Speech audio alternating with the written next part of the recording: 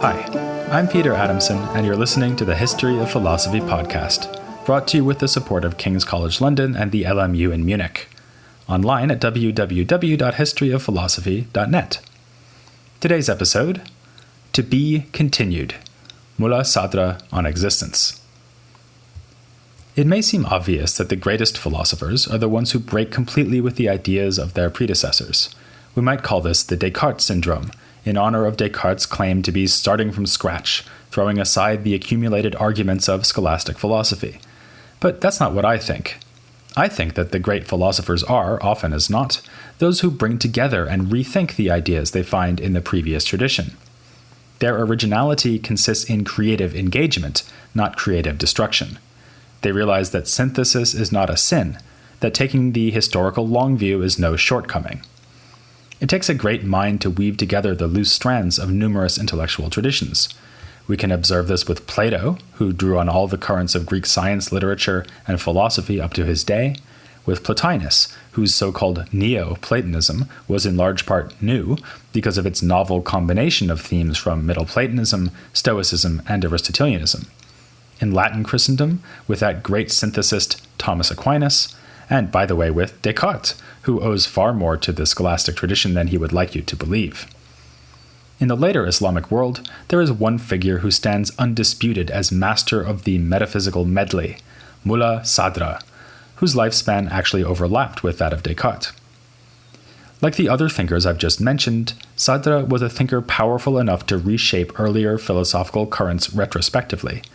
Before him, Illuminationism, Sufism, and later Avicennan philosophy did frequently cross paths, but usually remained distinct streams. Once these streams flowed together in the oceanic mind of Mullā Ṣadrā, they suddenly could seem to be mere tributaries, finding at last the single destination that had been intended all along. This isn't to say that Sadra's contemporaries or immediate successors recognized him as a kind of new Avicenna, an indispensable thinker to whom they would all be forced to respond, but he was certainly influential in subsequent generations, and no philosopher of the Islamic world lives on in the modern day as vividly as Sadra, especially in Iran, where his works continue to be the subject of intense study. Scholars beyond Iran, too, have made him the most well-researched philosopher of the later Eastern traditions. Admittedly, this isn't saying much, given how little attention this whole period of philosophy has received. Sadra's actual name was Muhammad ibn Ibrahim al-Shirazi. The phrase Sadr ad-Din, which is the basis of his usual sobriquet Mullā Ṣadrā, is an honorific title meaning master of religion. As the last bit of his proper name, Shirazi, indicates, he hailed from our new favorite philosophical city, Shiraz, where he was born in the year 1571 or 1572. That's the year 979 in the Islamic calendar, if you're keeping score at home. It's said that he was born after his father prayed to God to send him a pious child, in return for which the father would donate a large amount to charity. He definitely got his money's worth. Despite the connection to Shiraz, Sadra was not a student in the direct line of al-Dawani or the Dashtakis. In fact, it seems that the study of philosophy at Shiraz had died down a bit by the time of Sadra. He certainly knew the works of the earlier Shirazi thinkers, whom he mentions often in his writings, but after a period of self-teaching, he decided to leave the city in search of a master. He wound up in the city of Qazwin, which hosted the court of the great Safavid Shah Abbas. This gave him access to the two leading intellectuals of the day, both of whom I mentioned last time, Shaykh Bahai and Mir Damad. With Shaykh Bahai, the young Sadra studied the traditional Islamic sciences, that is, law, Quran commentary, and prophetic reports or hadith. Mir Damad instructed him in philosophy, and may also have been one of his teachers in Sufism. Soon enough, Sadra the student became Sadra the teacher. He went back to his home city, but found Shiraz to be unfriendly. He complained bitterly about the criticisms he faced here. This episode has often been exaggerated by historians, in keeping with what we might call the Socrates syndrome, our deep-seated and rather perverse desire to believe that great philosophers must face persecution and repression. As usual, at least in the Islamic world, there isn't much reason to suspect a Socrates syndrome in Sadra's case. Still, he was stung by the hostility he faced there and left before long. Thereafter, he moved around quite a bit, not least in the direction of Mecca. He made the Hajj no fewer than 7 times, dying in the midst of his final pilgrimage in the mid-1630s or possibly in 1640. Before then, he was made head of a madrasa back in Shiraz. Here he taught the same range of subjects he had learned from his own teachers, Shaykh Bahai and Mir Damad. It was also here that he finished writing his philosophical masterpiece, whose complexity and brilliance is only enhanced by the fact that its title could easily have been the name of a Motown singing group, The 4 Journeys. Sadra's choice of title connects the work to the Sufi tradition. Ibn Arabi, too, had spoken of 4 journeys, naming God as the guide for those who travel from him, to him, in him, and through him. And more recently, the language of 4 journeys had been used by the elder Dashtaki. The metaphor of a journey is appropriate to Sadra's philosophy, which, as we will see, centers on the dynamism and motion of all things. The first of the 4 journeys is the one that was already undertaken by Aristotle. We begin with what is familiar to us and work our way up towards divine first principles.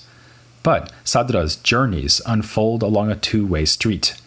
Created things come forth from God like rays from a shining light, so that the path back to the divine is not just a scientific enterprise, but a return home. The talk of shining lights may put us in mind of the illuminationist tradition inaugurated by Suhrawardi, and this is not misleading. Mullā Ṣadrā takes over many ideas from Suhrawardi, though he has a fundamental disagreement with him on the issue of existence, as we'll see shortly.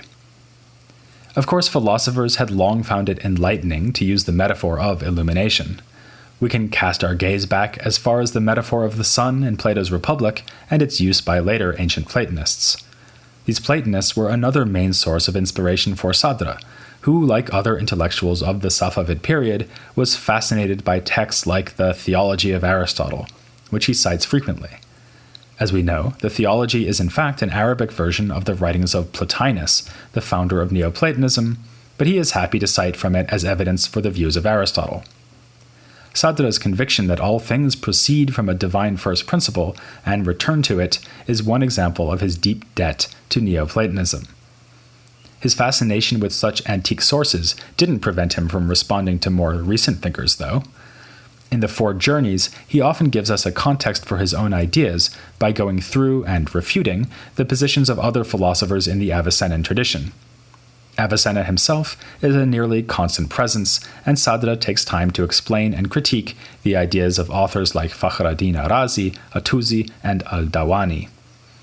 In fact, along the way, the 4 journeys offers a summary and commentary for the philosophical movements we've been considering in recent episodes, much as Aristotle surveyed the pre-Socratics and Plato. But if Sadra has plenty of guides for his philosophical journey, he is also exploring new territory. His originality centers above all on one fundamental issue: existence. As we've seen, especially in episode 177, arguments over existence had been raging for centuries before Sadra came along. Sadra himself draws a contrast between 2 basic positions. On the one hand, there are those thinkers who accept what he calls the primacy of essence. These are people who think that existence is a judgment of the mind. Out in the world, we find only things, like a giraffe, without finding the existence of the giraffe as a further item that itself must exist. As we know, this was the position of Suhrawardi, among others. It's a bit misleading for Sadra to use the phrase primacy of essence, since in fact Suhrawardi thought that essences too are mental constructs. But what Sadra means is clear enough. Suhrawardi and like-minded philosophers hold that there are real things outside the mind, but no real existence that would belong to those things. This was also the view adopted by Sadra's own teacher, Mir Damad, and accepted by Sadra himself early in his career. But you don't have to be as tall as a giraffe to grow out of things, and Sadra in due course left behind the primacy of essence to embrace the primacy of existence. He associates this position especially with mystical authors like Ibn Arabi and Al-Qunawi. Primacy of existence means that existence, or being, does have reality outside the mind. In fact, following the lead of the philosophical Sufis, Sadra is happy to say that there is nothing real apart from existence. Despite adopting a diametrically opposed view to Suhrawardi on the primacy of essence or existence, Sadra makes enthusiastic use of illuminationist language to express this idea. Existence, he says, just is light, and we can envision all of reality as rays spreading forth from a divine source. God is pure existence and pure light, whereas other things are always limited in their existence or illumination. So, like Suhrawadi, Sadra describes created things as suffering from darkness. Like the Sufis, he says that such things are compromised by non-being and privation. They fail to attain the perfect existence that belongs to God alone. And, like Avicenna, he says that this is in part because these things are contingent, whereas God is necessary. The primacy of existence is developed at great length in the Four Journeys, but also in other works by Sadra, for instance a handy little text called The Wisdom of the Throne, which you'll be glad to know has been translated into English. The first section of this treatise provides a nice introduction to his metaphysics, beginning with the difference between God and other things. God is existence itself, whereas other things have various kinds of lack or limitation mingled with their existence. As Al-Qunawi had put it, using more terminology that will be borrowed by Sadra, things other than God are in some way specified, whereas God is the existence that is simple, infinite, and unrestricted. This idea in hand, Sadra is able to provide what must be one of the quickest ever proofs of God's existence. It is simply obvious, he says, that there is existence. As Avicenna too had observed, existence is immediately obvious to the mind, and God is nothing but pure existence, so there is a God. Q, as Euclid might say, ED. If that went a bit too quickly for your taste, Sadra has a further point to add, which is that anything with limited or restricted existence needs some further thing that restricts it. So, if we imagine that all things are marked by some form of non-being or darkness, then we would wind up with an infinite regress. Only simple existence can stop the chain of limited things and limiting factors. All this may sound rather sketchy. It will make a bit more sense, though, once we see how Sadra wants to fill it out. Like the ancient Neoplatonists, he understands the first principle to be completely simple and an infinite source of all being. Sadra envisions a chain of beings at increasing distance from God, who is the source of their illumination and existence. The lowest entities are mere physical bodies, followed by more perfect bodies like those of animals and humans, then souls, and between the souls and God, an intelligible world. A note of agreement with Suhrawardi is struck when Sadra explains the nature of this intelligible realm. Like his illustrious illuminationist predecessor, Sadra thinks that Avicenna and other followers of Aristotle were wrong to reject the existence of Platonic forms. The familiar bodily things we see around us are nothing but images of these higher forms or paradigms. With his distinctive flair for fusing ideas from different sources, Sadra goes on to say that these forms are residing in God's very essence. They thus have the same status as the divine names mentioned in the Quran, and so celebrated by Ibn Arabi. Sadra agrees with his illustrious Sufi predecessor that God's essence remains completely simple and without qualification, so that the divine names are relations, God's initial manifestation to the created world.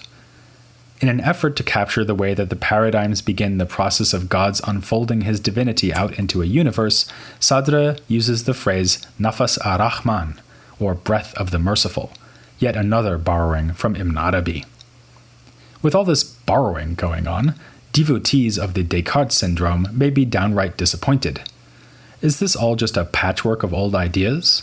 A bit of Neoplatonic procession and reversion, a few of Suhrawardi's Platonic forms, alongside motifs from Avicenna and philosophical Sufism? We might think it's like a polyester suit, impressively synthetic but not exactly trend-setting. But reserve judgment for a moment, because we're finally in a position to appreciate Sadra's most characteristic and significant philosophical move in the long-running debate about existence. He uses an old word to express his new idea, tashkik. The term is already found in Avicenna and was deployed more emphatically by Atuzi. Scholars writing about Mullā Ṣadrā have translated tashkik in various ways: systematic ambiguity, modulation, gradation, and intensification.